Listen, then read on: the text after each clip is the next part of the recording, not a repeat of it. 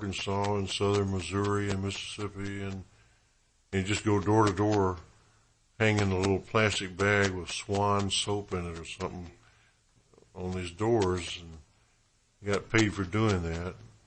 And just odd jobs like that, some construction work. This is after high school, you graduated from high school. Or some in the summers too, working in grocery stores, bagging groceries or Food center? cutting lawns. Food center, maybe. Summer and Highland, when you're in your house. Yeah, that one is also, gosh, I don't know. The one on Cooper and maybe Cooper and Union, there was a grocery store. I think I worked there. But, it was just, it all seemed kind of pointless, It wasn't very much money. It seemed kind of dead end. And I'd go to the employment bureau, whatever you call it, and they'd send me to different places. And just didn't seem like anything was happening. And then different friends of mine would leave, and they'd go up to Chicago, and they'd leave town in some old jalopy, going up Hillbilly Highway. And, the next Christmas or a year later or something, they'd come back to visit, they'd be driving a brand new car, talking about the job they got. They're making $3 or more an hour. They got benefits, and it was easy to get a job. And that sounded good to me, so that's why I went to Chicago. Get me a job. Huh? You had friends already up there. Yeah, but I didn't, I went up at the wrong time of year. I went up in December, like nobody's hires in December. I didn't know that.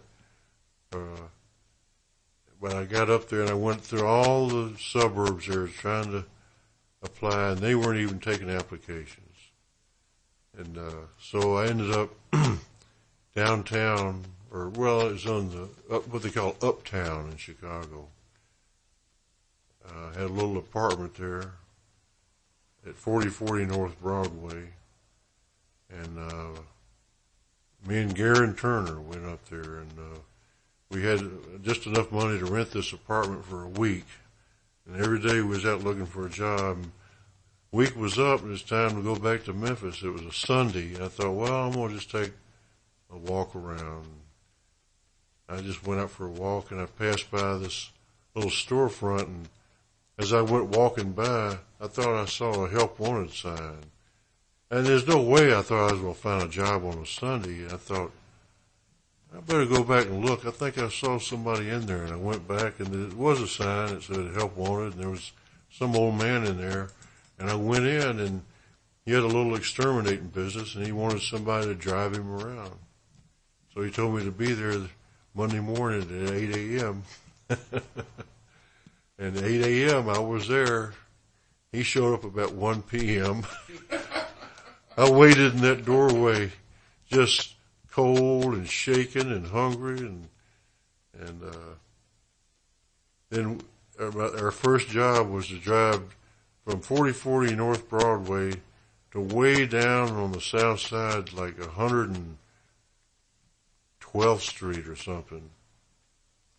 And when we get to where we're going to go to spray for roaches, he says, "Did you put the sprayers in the trunk?" I said, I don't even know anything about this business. I said, no, I didn't do anything. I'm just driving. And so we had to go back. He was quite a character himself. So, but that job, since it had me driving all over Chicago, I got to know the whole city real well, real fast. And I was seeing these signs and posters saying, Muddy Waters and Elmore James and Howlin' Wolf. And I remember once driving by on 58th Street, there was Shaky Jake's Club, and this was great. I didn't know that. So you knew the acts from your 78s and from the radio. From the radio, yeah, and from the records, and here they were, you know, and I'd write down the addresses, and at night I'd figure out how to take the bus or the L and go back, and I'd go to those clubs. Man, I was so excited to see in person, you know, Muddy Waters, Howlin' Wolf in person. You know, it was just Were they primarily black clubs? In terms of totally audience? black, yeah. And but I didn't feel out of place at all. In fact, I felt more at home there than with the Yankees. Well, I was going to say, Southern. There's a certain Southern thing, Yeah, you know, that exists that people, you know, feel more at home. well, most of the black people there were from the South, anyhow, and Right.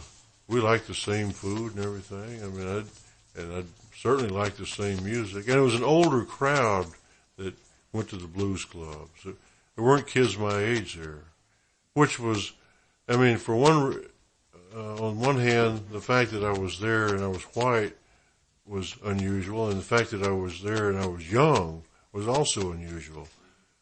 Because when I would talk to black guys my age, like say it's a Monday and you're talking about what you did over the weekend, I'd say, well, I went to see Howlin' Wolf or something. I said, man, you're out of it. You know, they'd be saying, that's old folks music, man. You got to get up with the times, you know. And they didn't want nothing to do with the blues. You know, didn't even want to hear about it. It was completely out of the question. Tell me about your first time to get up and play with one of them. Well, there was two different occasions. I did a lot of playing with Big Joe Williams, which was sort of like Joe was kind of working the folk scene, you know, because they thought of Joe as a folk singer,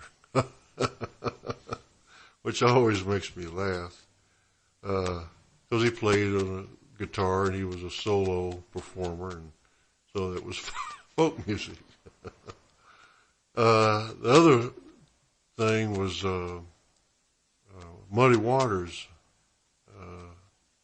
This waitress told Muddy that I played harmonica, and she said something like, you know, you ought to hear that boy play harmonica.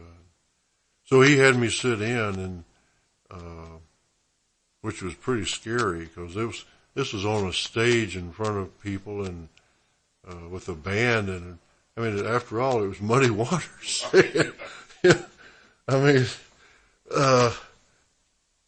you know, this is a respectable, well-known band that makes records. You know, what am I doing up here, you know? But, you know, I was doing a little drinking and felt pretty casual. And I got on up there, but it was still scary. But after that, Muddy would always, whenever I came to see him, he'd always have me sit in. And that kind of just got things going there. Other people would, a lot of musicians hung out at Pepper's Lounge, which was Muddy's home club. He lived right around the corner, and when he wasn't on the road, he was playing at Pepper's Lounge. And so I met a lot of musicians there, and they, you know, they'd say, you know, we're playing somewhere next Sunday, and come on over and make a few bucks with us, you know. I said, sure, I'll be there.